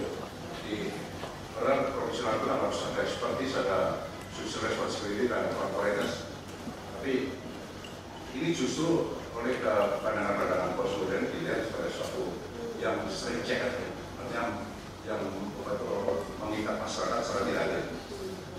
Kemudian di samping abolisionis juga restoratif justice itu mengadopsi sistem yang mengintegrasikan pelaku kejahatan dengan korban dan masyarakat dalam menyelesaikan suatu masalah kejahatan sebagai alternatif dari retributive justice. Jadi kalau kita bicara restoratif justice itu padanannya adalah retributive justice atau keadilan yang dibangun dalam suatu dominasi negara untuk membalas yang dilakukan penjahat yang merugikan masyarakat dan negara.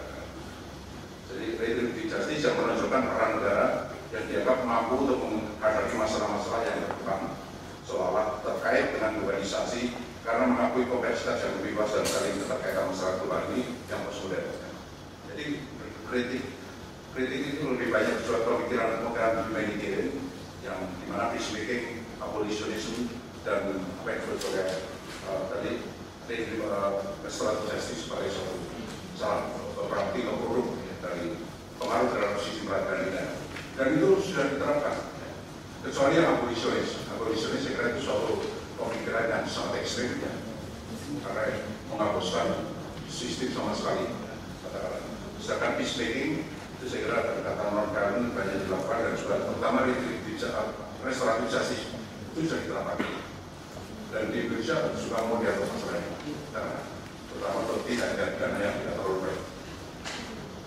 Kemudian gerakan peacemaking ini telah didemonstrasikan oleh Nelson Mandela di Afrika Selatan.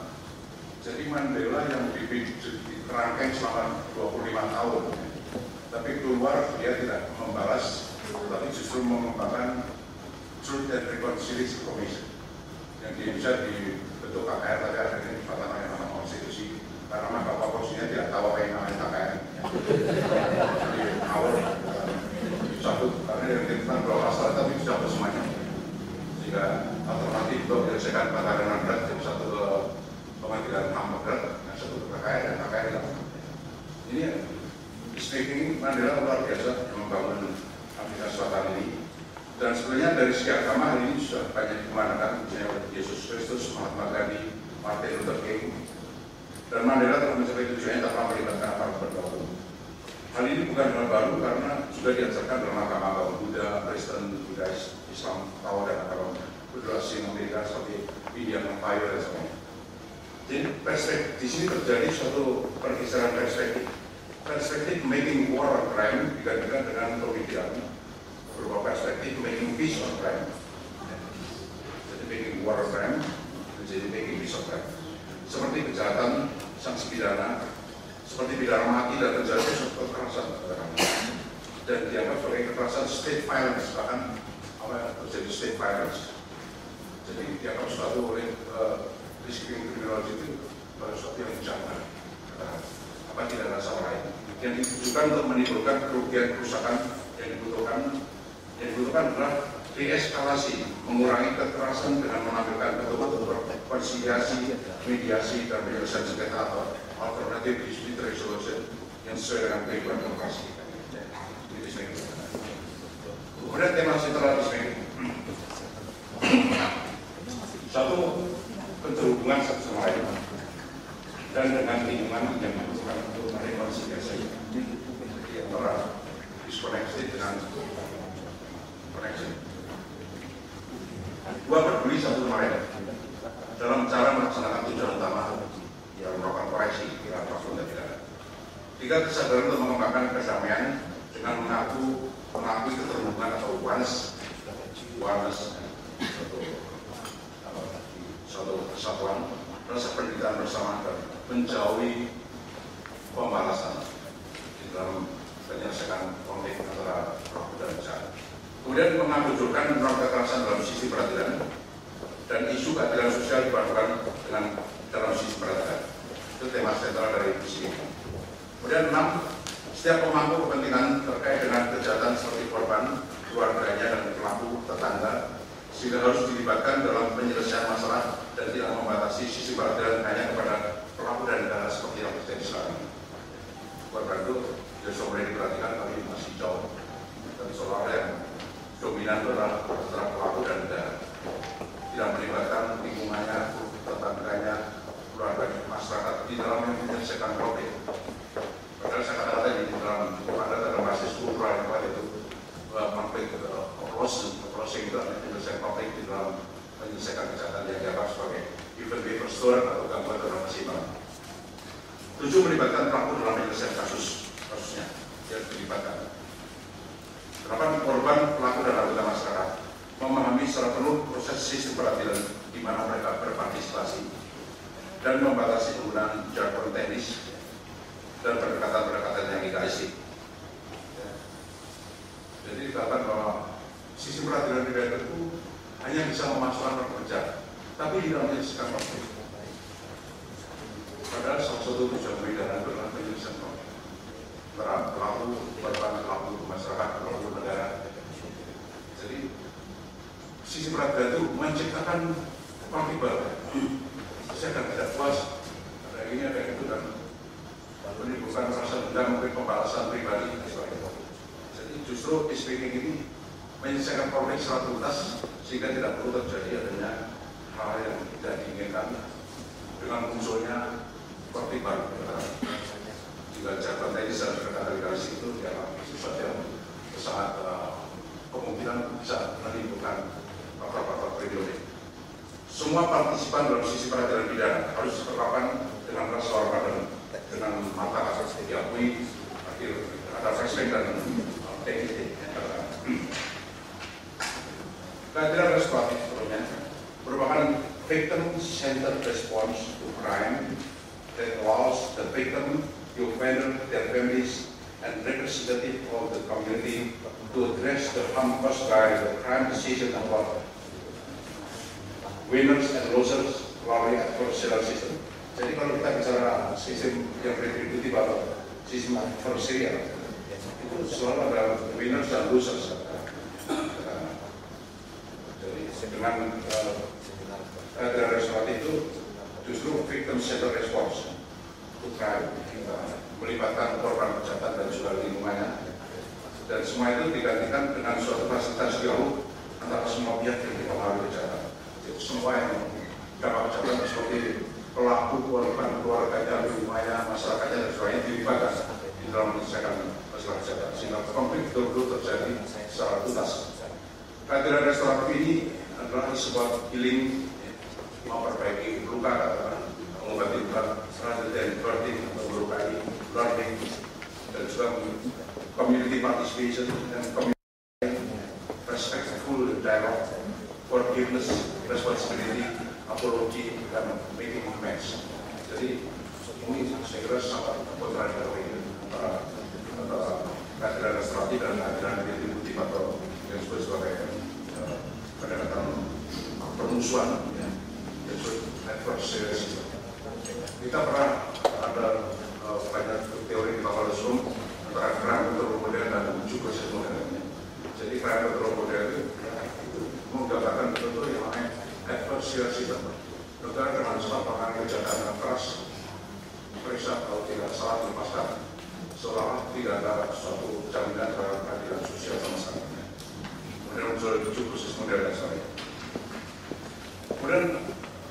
beberapa prinsip atau asas keadilan restoratif. Jadi keadilan restoratif itu sebagai bagian dari suatu disiplin modern ini harus taat kepada prinsip-prinsip atau asas-asas. Asas itu adalah sisi nilai yang mempersatukan yang jauh menjadi satu yang modern dalam suatu kesatuan. Satu, kesukarelaan semua pihak. Jadi semua pihak itu harus sukarela, tidak ada yang tidak sukarela. Korban diperlakukan dengan sensitif. Tadi masalah perbuatan tadi ya, dicoba oleh Pak Presiden itu. Korban diperlakukan dengan sensitif. Bukan ditanya, kamu mau diperkosa yang apa? Jadi ada saya kan beri definisi seperti itu. Pelaku dipaksa didorong untuk membantu menyelesaikan masalah yang timbul akibat tidak pidana.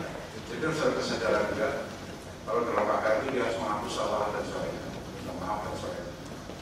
Keberadaan fasilitator terlatih dan tidak bias, dan fasilitator harus fleksibel dan menampung semua usulan dari partisipan. Itu suatu kesatuan dari asas tentang keadilan restoratif apabila ingin berhasil. Dan kesimpulannya sudah sekalian. Satu, globalisasi selama 20 tahun terakhir terjadi di bidang kehidupan ekonomi, politik, sosial, dan budaya yang mempengaruhi produksi, konsumsi, dan distribusi, komunikasi, teknologi, dan transportasi. Jadi globalisasi selalu mengandung unsur positif dan negatif. Dua, akibatnya dunia menghadapi berbagai bentuk ancaman ditopang oleh saling terhubungan antar masyarakat dan negara di dunia. Ini dalam negatif. Global justice, apalagi dibantu dengan ditopang oleh keterhubungan antar masyarakat dan negara akibat dari perkembangan teknologi modern. Tiga, pendekatan teknologi tradisional atau disconnected telah gagal untuk menjawab keterhubungan global, dan pendekatan sistem peradilan yang didasarkan atas konsep war against crime, pendekatan masalah yang tidak cocok lagi menghadapi masalah yang timbul sebagai dampak negatif dari kejahatan abad ke-21. Tidak hanya keterhubungan sifat nasional, tapi juga bisa regional dan transnasional.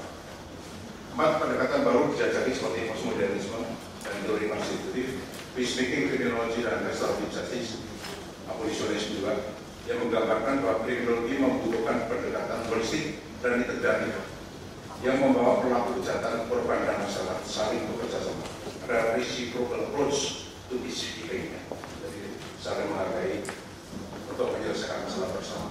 Apalagi dunia internasional. Pada waktu Kofi Annan mau turun dari Sekjen PBB, dia memberikan suatu arahan bahwa dunia itu mengalami suatu common security threat dan hanya bisa diselesaikan secara bersama-sama. Tidak hanya dengan menggunakan kekerasan, tapi juga dengan menggunakan pendekatan-pendekatan yang sifatnya preventif, yaitu masalah lingkungan hidup, degradasi lingkungan, kemudian persoalan penyakit menular, konflik antar negara, konflik internal, senjata nuklir, terorisme, dan transnational organization. Itu sangat ditekankan untuk diselesaikan. Tidak mungkin semua yang bernuansa transnasional itu bisa diselesaikan negara per negara, tapi harus ada suatu risiko berlurus dan bekerjasama sama-sama. Contohnya terorisme tidak mungkin hanya bisa dilakukan dengan kekerasan senjata, tapi harus ada proses deradikalisasi. Lima, diperlukan keterpaduan dan integrasi dalam pemikiran teknologi berupaya untuk integrated teori. Tidak ada suatu teori yang bisa memecahkan masalah secara menyeluruh. Jadi harus ada suatu integrated teori dan saling menghormati untuk menyelesaikan masalah yang sangat kompleks. Karena kejahatan pada masa lalu itu adalah bersifat linear, bisa diprediksi, tapi sekarang itu dengan kemajuan teknologi modern semuanya menjadi fluid, unpredictable, cair, dan sebagainya. Ini suatu yang kompleks dan kadang-kadang sifatnya mendadak. Kemudian PISI berusaha untuk menetralisasikan dampak negatif dari war making kriminologi yang terjadi di masa lalu, kriminologi, dan perpaduan antara prinsip adversarialisme dan mutualisme atau negatif bis dan positif bis. Ada perdamaian yang diciptakan dengan pembalasan yang negatif dipaksa, tapi yang ada perpaduan antara positif bis dan negatif bis, antara adversarialisme dan mutualisme tetap diperlukan. Jadi menurut saya semua teori itu baik, tapi tidak bisa menyatakan bahwa suatu teori paling baik. Jadi harus ada suatu pendaya gunaan. Seperti contoh 100 tahun atau 1000 teori. Tidak ada suatu teori yang tepat untuk mengatasi suatu masalah tertentu. Jadi harus ada suatu pendekatan yang intent di dalam strategi. Ya, jadi itu pemikiran-pemikiran yang saya gali dari beberapa literatur yang kita punya mengenai akan suatu isu teknologi, terutama kaitannya dengan pembaharuan sistem peradilan pidana yang mengalami suatu pancaroba yang luar biasa. Terima kasih. Ya. Sebelumnya, mungkin hal tersebut yang kalau kita hubungkan dengan kebijakan bidang hukum pidana, sebetulnya bagaimana yang harus dilakukan dalam perkara politik kriminal? Apakah dekonstruksi terhadap hukum materialnya atau restrukturisasi atau apa namanya perubahan sistem peradilan pidananya atau sebatas perubahan mindset pada criminal justice agent-nya menurut Bapak? Itu saja. Saya dapat simpulkan ini lebih ke pendekatan humanistik ya Prof. Hanya saya kira ini sama dengan yang tadi, hanya sebatas angan-angan karena dalam realita ini masih dalam tataran implementasi itu masih banyak perbedaan pandangan dari para rekan-rekan aparat penegak hukum. Satu sisi harus ke progresif menerapkan aturan hukum, tapi di satu sisi aparat itu harus sebagai corong atau menurut undang-undang. Nah, kalau ini dihubungkan, bagaimana dengan kepastian hukum?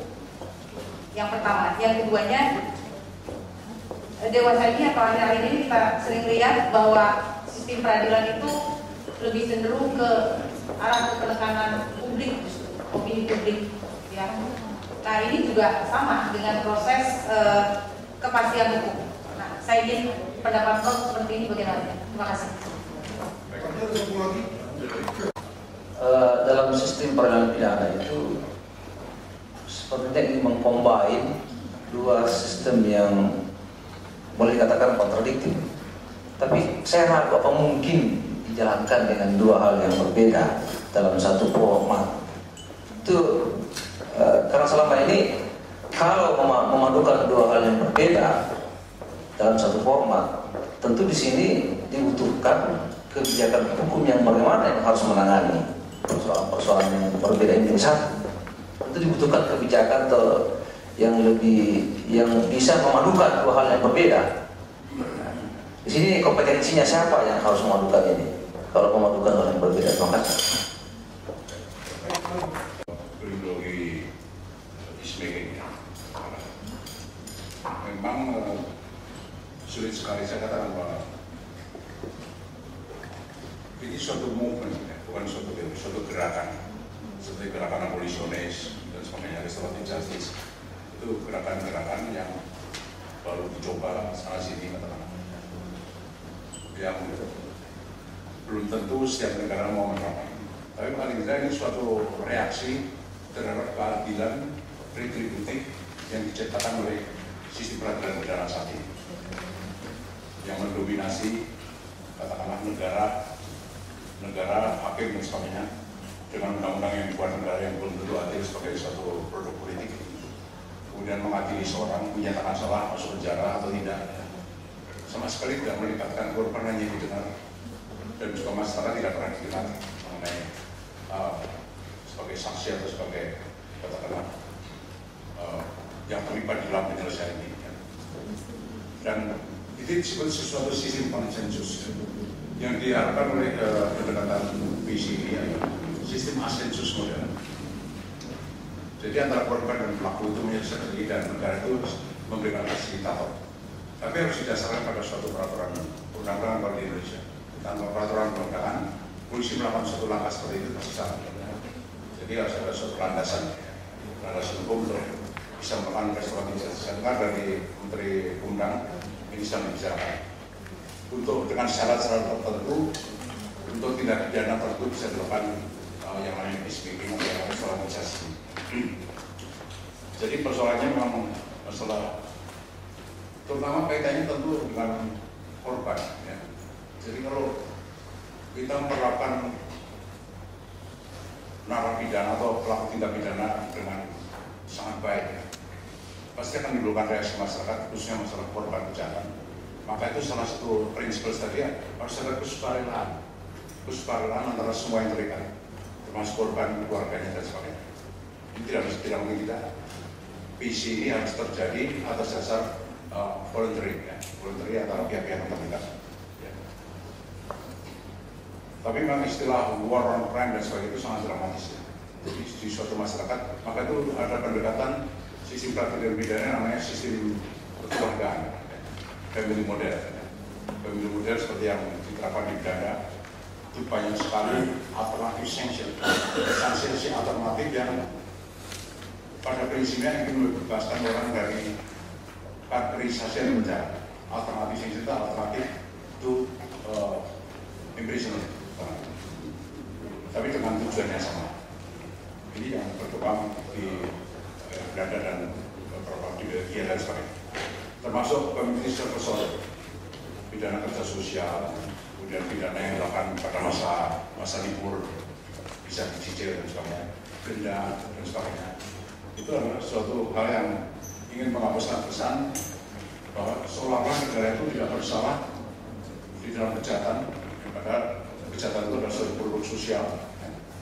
Dan definisi kejahatan pun dibuat pemerintah, dan kadang-kadang negara membuat satu langkah yang namanya overkriminalisasi, kriminalisasi yang berlebihan yang tidak adil, sehingga orang itu seolah tertekan sebagai negara polisi katanya di suatu gambaran. Jadi di sini nanti akan terkait apa yang disebut sebagai politik kriminal. Ya. Jadi kalau kita bicara gender criminology itu, di satu sisi kita bicara tentang ideologi, tapi di sisi lain adalah respons dalam kebijakan kriminal. Dan di sini tidak bisa berdiri sendiri yang namanya kriminologi. Dia akan minta bantuan baik disiplin ilmu yang bisa baku, seperti hukum pidana, antropologi kriminal, sosiologi kriminal, hukum acara pidana, tapi juga light science. Jadi pengetahuan yang pendukung yang belum matang seperti victimologi, kemudian juga penologi dan sebagainya dalam satu kesatuan. Dan itu sangat berguna untuk menciptakan kebijakan kriminal. Dan kebijakan kriminal dilihat sebagai suatu bagian dari social policy, kebijakan sosial. Sehingga dengan demikian kebijakan kriminal terapan itu bisa menggunakan sistem peradilan pidana, ya. Juga menggunakan sistem peradilan pidana, sistem non penal. Ini yang sistem non penal yang dikembangkan, ya, dengan tujuan yang sama, yang penting tujuannya sama, ada bukan alternatif full, yaitu untuk menjadikan apa yang disebut sebagai conflict solution. Ya. Ini yang disebut sebagai preemptif dan antara power dan powerless itu memang harus ada suatu kombinasi. Ya. Maka tidak semua bisa diselesaikan dengan cara-cara peacemaking itu. Ya. Kecuali contoh Mandela itu yang luar biasa. Bisa ya. Diberi amnesti, harus salah dan ada penggantian korban dengan baik. Ya. Semua kejahatan berat. Kalau di beberapa negara bagian Amerika itu victim offender mediation itu untuk dan jaring tertentu, tapi tidak pidana kekerasan juga sudah mulai, ya, penganiayaan dan sebagainya. Kalau di Indonesia didamaikan, kita punya basis itu pengadilan adat, pengadilan masa lalu katakan, isu bayar perpu, isu ini juga, atau ada selamatan dan sebagainya. Tapi itu akan bertentangan dengan hukum positif Indonesia. Jadi ada kasus yang juga diakui masalah itu. Kemudian selanjutnya adalah masalah SPP, ya, sistem peradilan pidana. Pengaruhnya otomatis ini sangat berpengaruh. Jadi 3 permasalahan hukum pidana itu adalah 3. Satu adalah perumusan tindak pidana yang dianggap sesuatu laku. Ini sendiri sudah mengandung syarat kriminalisasi itu sangat ketat. Tidak semua perbuatan bisa dikriminalisasi. Hanya sekarang kecenderungan tindak pidana administratif, hukum administratif, backup dengan hukum pidana. Sampai hukum perdata pun, kalau saudara lihat undang-undang tentang fidusia, itu ada sanksi pidananya. Ya. Jadi ada royal terhadap yang namanya hukum pidana.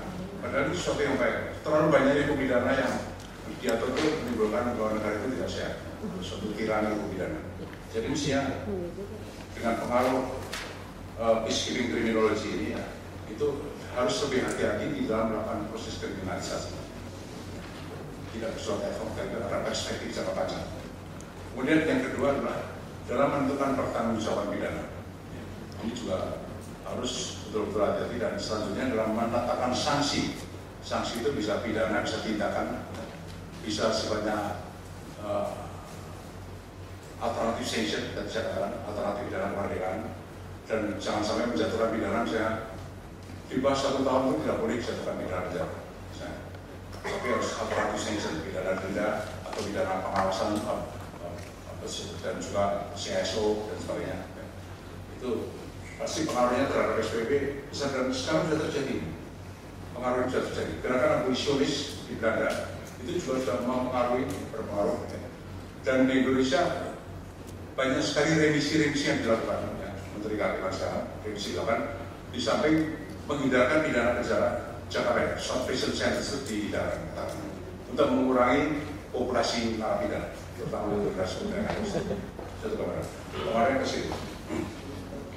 Dan memang ini kaitannya dengan masalah humanitarian movement, katakanlah masalah ini, dan tadi saya katakan bahkan ada aturan di Belanda yang namanya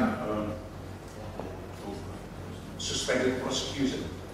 Suspended prosecution itu bukan deponering, tapi namanya deponering. Deponering itu jaksa seperti di Jepang boleh menyampaikan perkara demi kepentingan pelaku tindak pidana, anak remaja itu penundaan penuntutan, kalau terjemahkan penundaan penuntutan, bukan deponering, bukan penyampaikan perkara, tapi penundaan penuntutan. Jadi mulai di jaksa diberi syarat kamu tidak akan dituntut, tapi harus mengganti rugi harus ini dalam batas atau waktu tertentu. Ya. Itu berbicara kita yang namanya suspended prosecution. Satu pengaruh yang terjadi. Masalah kepastian hukum saya kira semuanya harus didasarkan pada peraturan hukum yang berlaku. Harus diakui seperti masalah alternatif resolusi atau arbitrase itu diakui sebagai suatu keputusan, kalau tidak puas juga bisa melakukan satu banding kasasi dan sebagainya. Tapi kepastian hukum ini penting sekali. Jangan sampai mengambil kebijakan tanpa landasan hukum yang berlaku. Ini untuk menghindari opini publik yang negatif dan sebagainya. Kemudian tadi sudah katakan ini harus ada suatu political will, harus disosialisasikan dulu, karena ini bagi orang Indonesia mungkin aneh, karena orang Indonesia sekarang itu sangat senang dengan proses investigasi, sedikit tuntut dan sebagainya. Padahal itu yang ingin dihindarikan, karena setiap sanksi pidana itu akan mengandung unsur violence yang tidak ada di sini itu tidak adalah state violence akibat dari proses pidana. Ya. Tentang abolisionis itu jadi betul loh. Apa ya? Oh ya. Tentang abolisionis yang kan dia sudah sejak awal mengatakan bahwa sistem itu harus dicabut karena dia memberi penderitaan eksekutif sabrit. Kemudian unequality distributive punishment-nya, terus kemudian yang ketiga handle konflik dari mereka yang involved in case. Saya kira kalau begitu kenapa tidak kita diseminasikan aja bahwa dalam sistem peradilan kita mendekati pendekatan abolisionis. Terima kasih. Suatu gerakan, tetapi karena berasal dari Belanda dan juga dari Amerika, itu ada beberapa negara lain yang bisa melaksanakan, dan juga di Belanda sampai diterapkan. Jadi tujuan itu sebenarnya dengan dekat relasi dengan diversi dan restoratif justice dan sebagainya itu melakukan suatu proses destigmatisasi. Stigmatisasi itu tidak hanya terjadi, stigma itu tidak hanya terjadi di penjara. Setelah orang keluar dari penjara ada stigma, tetapi juga pada waktu orang dipanggil di KPK aja sudah terjadi stigma. Wah ini calon koruptor, ini koruptor. Orang baru dipanggil sebagai saksi aja sudah ada stigma. Itu di Indonesia. Jadi jauh-jauh namanya suspended prosecution tadi adalah menjauhi stigmatisasi. Di samping ada suatu indikasi bahwa SPP itu suatu kriminologi tersendiri. Jadi kriminologi tersendiri mulai dari perundang-undangan, ya, kemudian juga di dalam langkah-langkah yang dilakukan oleh polisi, ya, dilakukan oleh jaksa, dan juga di dalam pemasyarakatan dan sebagainya, ya, itu mengandung satu hal yang sifatnya kriminologi. Jadi abolisionis itu ingin menghapuskan sistem-sistem yang sudah established yang ternyata hanya bisa meng-create problem daripada menyelesaikan problem secara keseluruhan. Jadi abolisionis itu satu gerakan yang dilontarkan terutama dulu di Amerika dan kemudian di Belanda. Tapi ada suatu komentar dari Indonesia ada di sana yang jadi orang Belanda kata, jadi hukum pidana di Belanda itu menjadi hukum sosial. Hukum sosial yang tidak keras lagi, semuanya bisa diselesaikan dengan alternatif sanction bukannya. Jadi ini soal efek deterrence berarti bagaimana? Jadi mana yang lebih menguntungkan dipidana, personalisasi dan penyerangan lebih jahat seringkali. Kalau di Indonesia yang namanya penjara itu kan tidak kalah-kalahnya. Dengan sistem yang disebut sebagai abolisionis dan diversi dan sebagainya, yang pada akhirnya juga seperti pidana besar tapi diefektifkan, itu ternyata lebih baik daripada memasukkan penjara dalam proses yang pendek. Ini lebih banyak rusak. Jadi kalau Anda masuk ke saudara akan menangis. Anak-anak usia masih remaja di bawah 20 yang seperti sarden di situ, ya, tempat sudah termadai. Bagaimana orang bisa dibina? Ya? Belum lagi yang mengalami penderitaan yang disebut sebagai disparitas pidana, merasa dipapan tidak diperas dan sebagainya. Orang bicara pembinaan, jadi ini menghindarkan sisi peradilan pidana yang lebih penting dan proses stigmatisasi ini. Ya. Ini harus sedikit yang masing-masing. Tapi kita punya basis kultural, saya katakan dalam hukum adat itu basis kultural yang besar, penyelesaian konflik. Ya. Salah satu rancangan undang-undang KPK yang tujuan pemidanaan itu adalah penyelesaian konflik. Penyelesaian konflik itu otomatis tidak bisa semua diterapkan untuk tindak pidana berat misalnya, tapi untuk tindak pidana yang relatif tidak fatalistik. Itu seperti penganiayaan ringan dan sebagainya, atau pencurian. Yang penting ada suatu proses ganti rugi dan semua menyadari kesalahan. Ada suatu dialog dengan fasilitator yang sudah biasa.